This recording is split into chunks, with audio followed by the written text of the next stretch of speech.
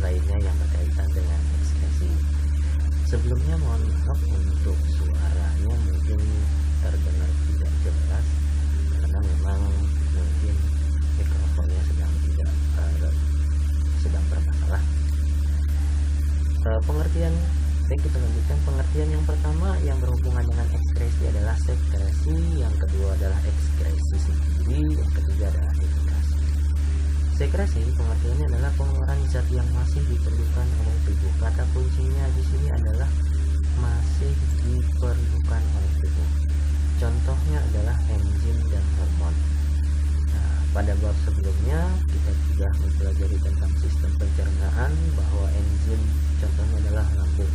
Lambung itu mengeluarkan enzim. Enzimnya ada 3, yaitu pepsin, renin, dan HCl. Nah, pepsin, renin, dan HCl tersebut digunakan untuk melakukan pencernaan zat-zat makanan. Nah, karena yang dikeluarkan oleh lambung dan masih digunakan oleh tubuh, maka enzim dan hormon termasuk sekresi. Untuk selanjutnya, ekskresi dari kata exit. Exit itu artinya keluar. Kalau kata keluar itu berarti sudah tidak diperlukan oleh tubuh lagi. Tidak diperlukan oleh tubuh, pengeluaran zat yang sudah tidak diperlukan oleh tubuh ini harus dikeluarkan karena sudah tidak diperlukan. Justru ketika tidak dikeluarkan akan bersifat racun bagi manusia. Nah, untuk apa saja organ-organ ekskresi dan hasil ekskresi yang dikeluarkan kita akan bahas pada slide berikutnya. Untuk defekasi, pengertiannya adalah pengeluaran zat sisa hasil pencernaan atau dalam istilah awamnya adalah BAB, buang air besar. Nah, kenapa defekasi ini tidak dimasukkan sekaligus ke dalam ekskresi? Karena kalau ekskresi itu ciri-cirinya adalah dikeluarkan setiap hari. Kalau tidak dikeluarkan setiap hari justru akan menimbulkan masalah bagi tubuh. Sedangkan untuk defekasi sendiri, mohon maaf, tidak semua orang melakukan defekasi setiap hari. Ada yang 1 hari sekali, 2 hari sekali, 3 hari sekali bahkan. Nah, untuk ini tidak ada masalah sama sekali. Defekasi itu tergantung dengan jenis makanan yang dicerna oleh manusia. Jadi kalau untuk tidak defekasi setiap hari itu tidak ada bahayanya. Pada orang tertentu 2 hari sekali itu tidak berbahaya. Makanya ini yang menyebabkan bahwa defekasi bukan termasuk dari ekskresi. Kemudian selanjutnya kita akan bahas tentang organ-organ ekskresi. Ada 4 organ ekskresi yang kita pelajari pada materi kelas 8 kali ini. Yang pertama ginjal, yang kedua paru-paru, yang ketiga kulit, yang keempat hati. Untuk gambaran selanjutnya kita akan pelajari yang pertama adalah ginjal pada part pertama video ini. Ginjal gambarannya seperti apa? Gambarannya kira-kira bentuknya seperti ini. Ginjal fungsinya adalah untuk menghasilkan urin, pembentukan urin. Jadi tujuan dari ginjal yang utama adalah menyaring seluruh darah yang ada pada manusia untuk dihasilkan urin. Jadi darah-darah itu akan disaring dan kotorannya akan dibuang bersama urin. Yang kedua paru-paru. Pada bab sebelumnya kita sudah mempelajari tentang bab respirasi. Nah, untuk respirasi yang dikeluarkan adalah gas hasil pernafasan, yaitu karbon dioksida dan H2O, uap air, CO2 dan H2O. Untuk kulit gambarannya seperti ini, yang dikeluarkan adalah keringat. Setiap hari kita mengeluarkan keringat berarti kita sudah melakukan ekskresi yang dilakukan oleh organ kulit. Selanjutnya yang keempat, organ terbesar kedua setelah otak yaitu hati. Hati itu yang hasil ekskresinya adalah empedu. Nanti kita akan bahas pada video berikutnya. Yang pertama adalah ginjal. Bahasa latinnya adalah renal. Ginjal itu memiliki karakteristik umum beberapa. Yang pertama adalah bentuknya seperti kacang. Tadi kita sudah lihat bentuk ginjal adalah kira-kira seperti ini. Selanjutnya terletak di gelang panggul. Di mana gelang panggul? Kira-kira ada di bawah atau misalnya di belakang ikat pinggang yang kita pakai. Bentuknya seperti itu, kira-kira letaknya di gelang panggul. Yang ketiga jumlahnya ada 2 di bagian kiri dan kanan. Kita tahu kalau misalnya pada gambar ini adalah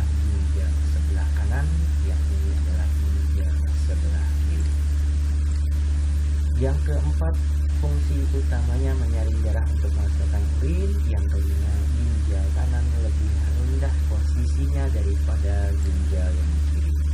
Nah, lihat di sini, ginjal yang sebelah kanan posisinya lebih rendah daripada ginjal sebelah kiri. Kenapa kira-kira?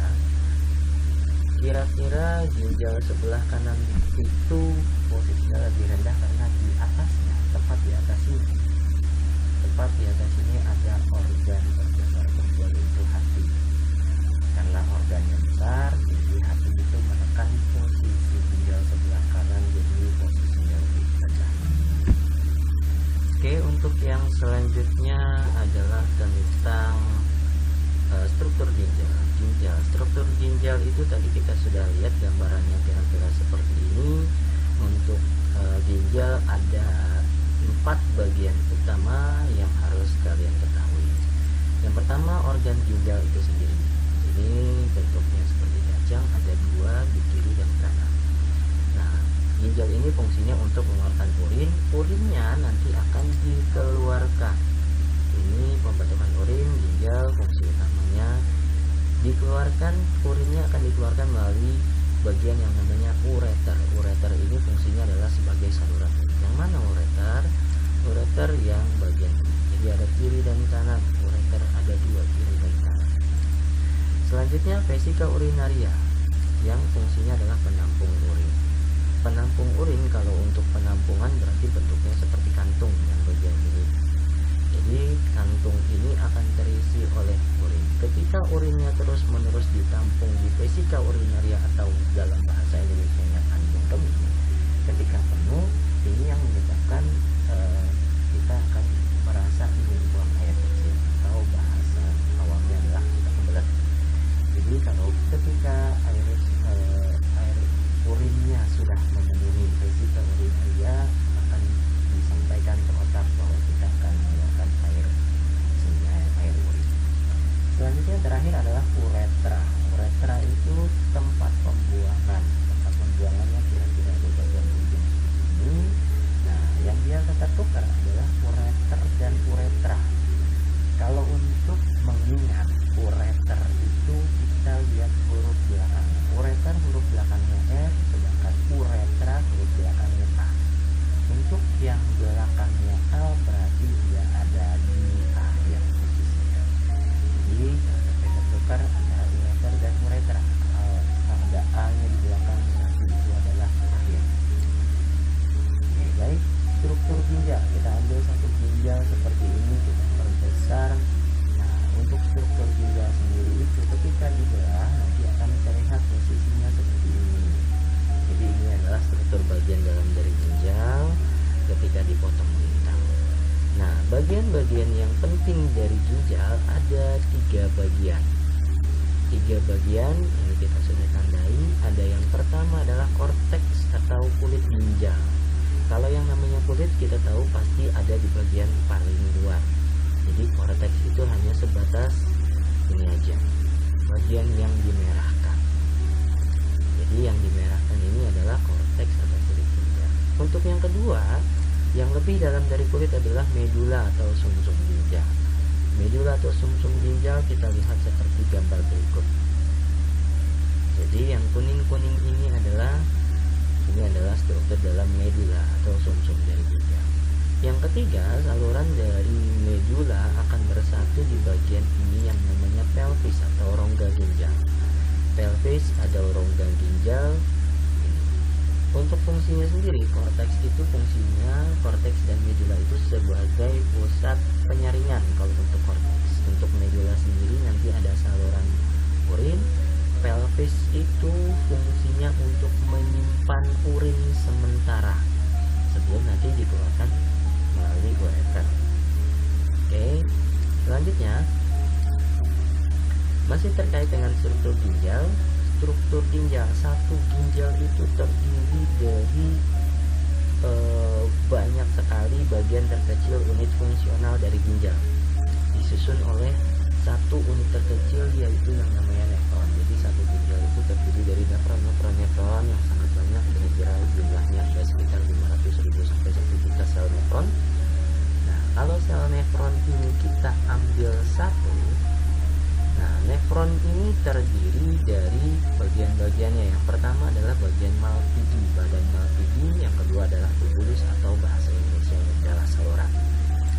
Malpighi tersendiri itu terbagi jadi dua. Yang pertama namanya glomerulus, yang kedua namanya kapsul Bowman. Nanti kita akan tunjukkan mana yang Malpighi, mana yang glomerulus, mana yang kapsul Bowman. Selanjutnya untuk tubulus terbagi menjadi tiga. Tubulus terbagi menjadi tiga, yaitu ada tubulus contortus proximal atau biasa kita singkat dengan TKP, ada tubulus contortus distal atau biasa kita singkat dengan TKD, dan yang terakhir adalah tubulus collectivus atau kita sering singkatnya dengan TK. Jadi yang T ini adalah tubulus. Baik, untuk pembagiannya kita lihat di sini ada garis kuning yang membagi dua bagian. Malpighi, glomerulus, kapsul Bowman atau disebut dengan Malpighi itu ada pada bagian korteks ginjal di kulit terluar tadi, dan bagian tubulus ini adanya di bagian medula. Tadi korteks adalah kulit terluar, medula adalah sumsum ginjal. Jadi dua bagian ini masuk di dalam korteks dan medula. Gambarannya seperti apa? Kira-kira gambaran struktur ginjal adalah seperti ini. Kita tahu tadi letak ginjal seperti ini ketika diperbesar dan potongan ini diambil, bagian satu potongan ini diambil dan diperbesar. Nah, ini adalah bagian satu nefron ginjal, unit satuan terkecil. Nah, kalau misalnya ini adalah badan Malpighi, nah ini adanya di korteks glomerulus dan kapsul Bowman. Ini kan terbagi menjadi dua. Ini adalah korteks ginjal, jadi glomerulus dan kapsul Bowman adanya di bagian di korteks ginjal. Sedangkan bagian yang lebih dalam ini namanya adalah sumsum ginjal atau kita sebut dengan medula. Medula berarti tubulusnya ada semua di bagian bawah sini. Selanjutnya untuk gambaran struktur ginjal. Struktur ginjal sendiri tadi sudah kita bahas. Ini adalah struktur lengkap dari satu nefron ginjal. Untuk Malpighi dan tubulus kita lihat gambarannya. Nah, mana yang termasuk badan Malpighi, mana yang termasuk tubulus? Malpighi itu adalah bagian yang bulat di belakang ini. Ini adalah badan Malpighi. Nah, tubulus yang mana? Tubulus itu adalah seluruh saluran yang di luar sini. Nanti saluran ini semuanya adalah termasuk saluran dari tubulus. Baik, kita bahas satu persatu. Untuk badan Malpighi sendiri tadi terdiri dari glomerulus dan kapsul Bowman. Yang mana yang glomerulus? Kita perbesar gambarnya. Glomerulus adalah bagian yang ini. Ini adalah anyaman pembuluh darah. Jadi yang merah dan biru ini adalah pembuluh darah.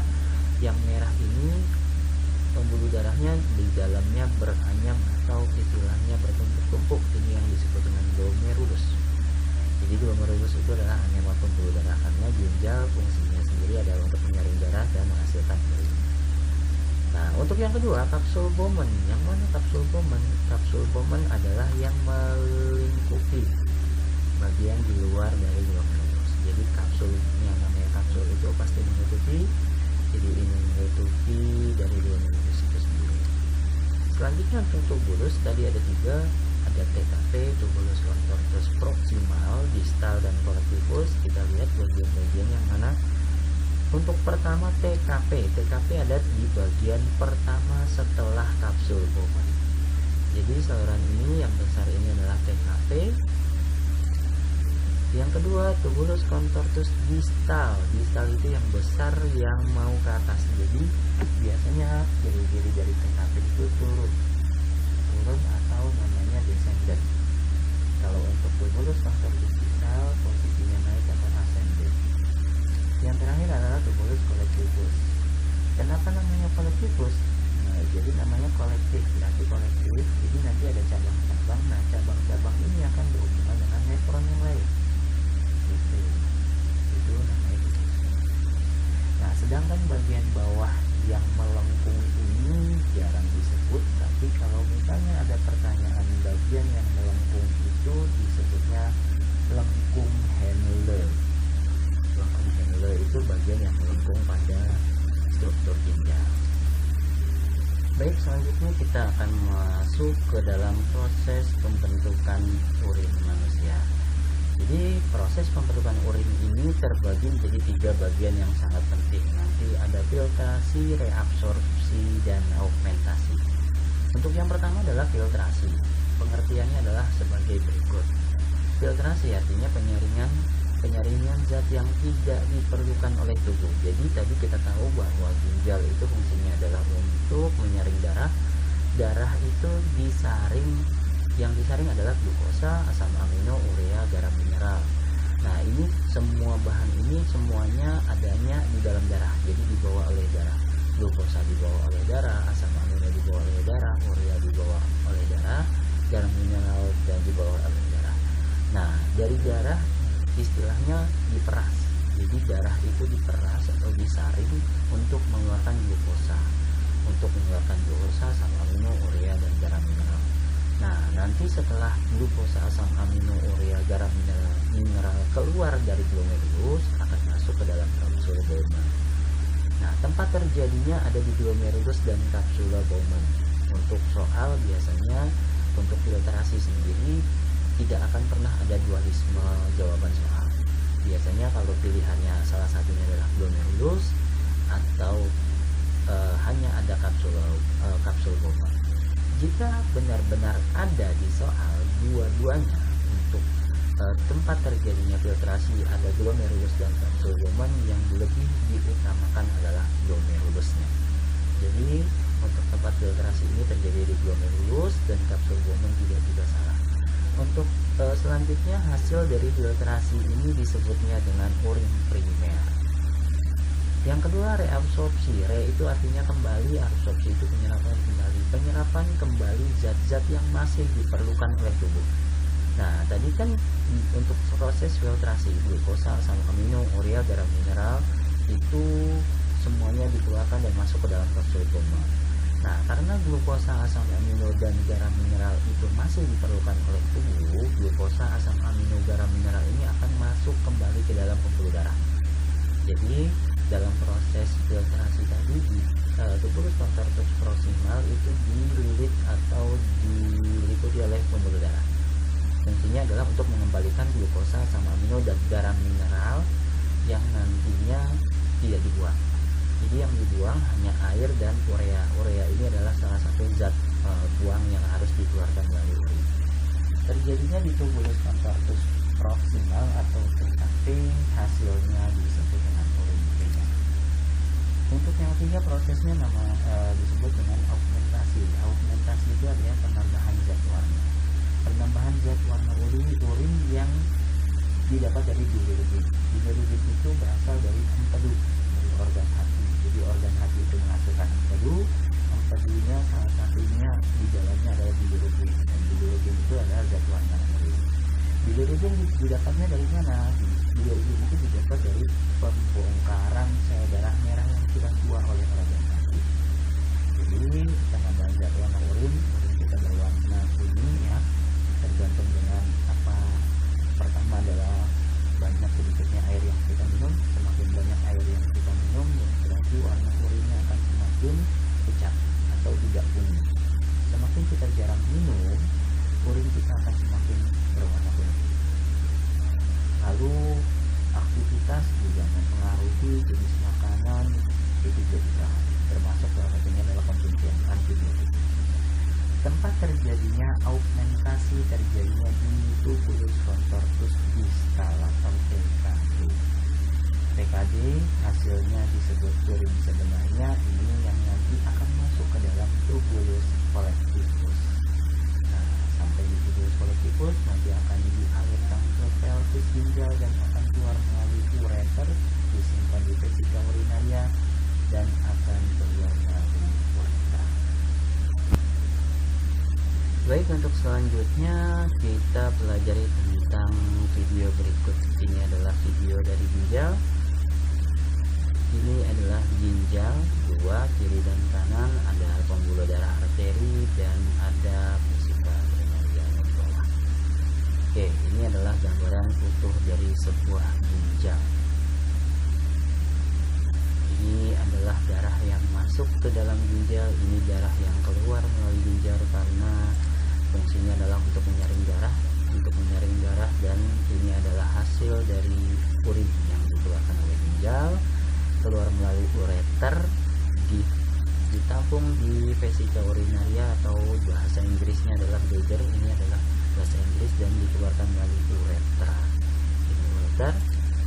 Baik, untuk posisi dalam dari ginjal tadi juga di gambar sudah dijelaskan, di sini juga akan terlihat jelas. Jadi ini adalah penjelasan ginjal itu adalah untuk mengatur volume darah dan pengatur dari tekanan darah. Oke, selanjutnya ini adalah bagian dalam dari struktur ginjal. Tadi kita sudah jelaskan, yang ini adalah korteks, yang ini adalah medula, yang ini adalah pelvis. Oke, selanjutnya ini adalah pembuluh darah persimpangan. Ini bagian dari medula, kita perhatikan. Jadi ini adalah gambaran dari nefron. Banyak sekali nefron yang ada di dalam ginjal. Kita ambil salah satunya adalah nefron ini. Di bagian dalamnya terdapat glomerulus, dan di luarnya ada yang namanya kapsul Bowman. Nah, glomerulus ini adalah sifat penyaring. Jadi darah yang masuk ini ke sini disaring dan akan keluar hasil penyaringannya keluar ke kapsul Bowman. Tanda panah kuning ini adalah hasil pengeluaran, hasil filtrasi, hasil penyaringan dari darah yang masuk akan disaring, terus darah keluar lagi melalui tubuh. Nah, di dalam sini, di dalam dari glomerulus itu ada pori-pori. Ini adalah pori-pori kecil yang nantinya akan dilewati oleh molekul-molekul seperti glukosa, asam amino, garam mineral.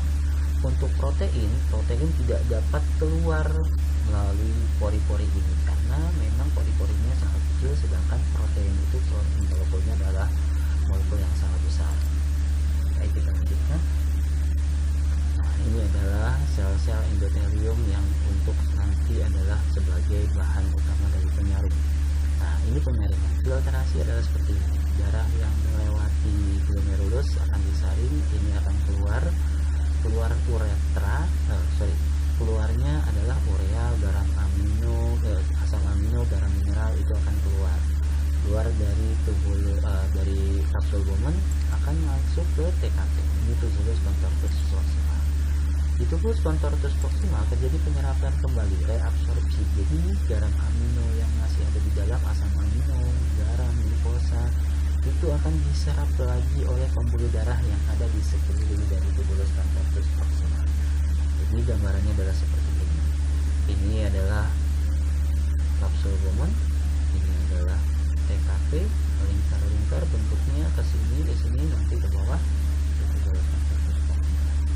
Nah, lengkung Henle sendiri, itu bagian bawah, ini fungsinya khusus untuk menyerap garam dan mineral yang ada. Mineralnya bisa berupa natrium, kalium yang ada di dalam lengkung Henle. Nanti garam mineral itu akan diedarkan, diserap kembali oleh pembuluh darah dan akan dipakai di tengah-tengah.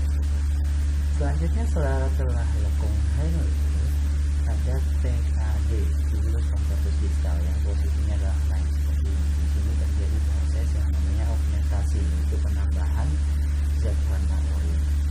Nah, nanti ini adalah kolektivus. Yang namanya kolektif itu mengkolektif atau mengumpulkan dari beberapa nefron. Ini nefronnya ada 2, berkumpul di satu tubulus kolektivus. Jadi untuk selanjutnya kita akan lanjut ke dalam part 2 videonya. Terima kasih.